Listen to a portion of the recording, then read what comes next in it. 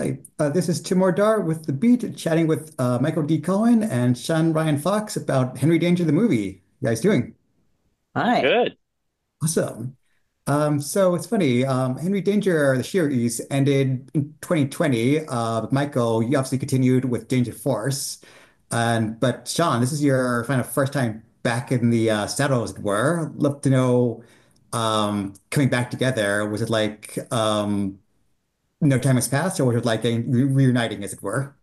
A little bit of both. Mostly, no time has passed. I mean, I see these guys periodically here or there, whether it's going out for dinner. I visited the Danger Force set a couple times, so like it's not like we disappeared and everybody just kind of went on with their life.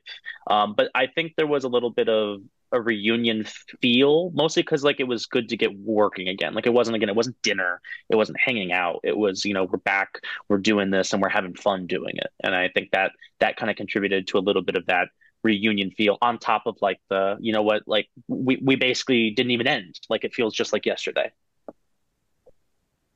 So I know the Enter Danger movie plays into the multiverse, which I know it's been in zeitgeist lost. I know a lot of people complain there's too much multiverse stories, but they actually are pretty fun, especially for our actors. It allows them to play their characters, but in different ways. So I think I love playing Schwoz as a dishwasher, and Jasper has some great moments. So I'd love to know what you relished about playing different versions of your established characters.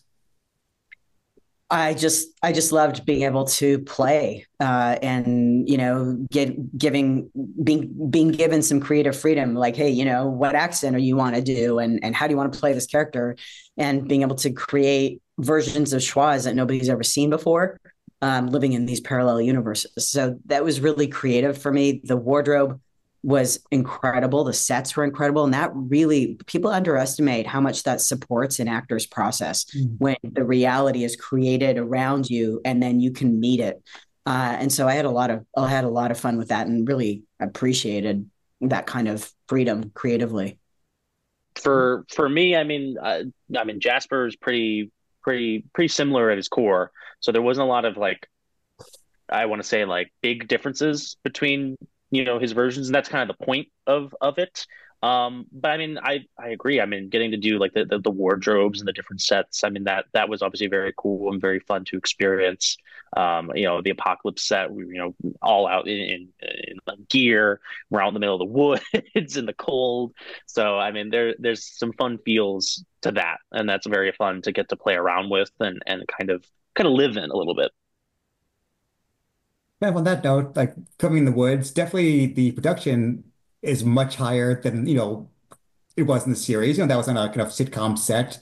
Now it's like a movie, for lack of a better term, a movie feel. So as opposed to like stepping up for the bigger production budget of a movie compared to the series. Yeah, I mean it's definitely on a grander scale, and I mean that's what we wanted. We wanted to, make it we wanted to make it feel bigger. We wanted it to be epic, and we wanted it to be grander. So, So I'd love to know where you two were growing up, were superheroes, comics, wherever your thing or passion or interest? oh yeah, I mean to this day, I've always been on the big like Marvel train, and actually, I should say, weirdly enough, I actually started my we'll call it my comic book roots actually in the Transformers series because my Hmm. brother grew up, collecting the toys and all and the comics and watching the show.